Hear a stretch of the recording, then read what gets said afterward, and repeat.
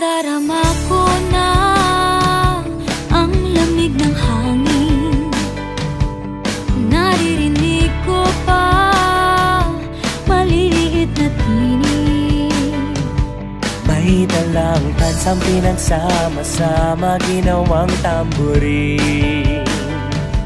Ang mga parong ng bawat tahanay nagdiringnig.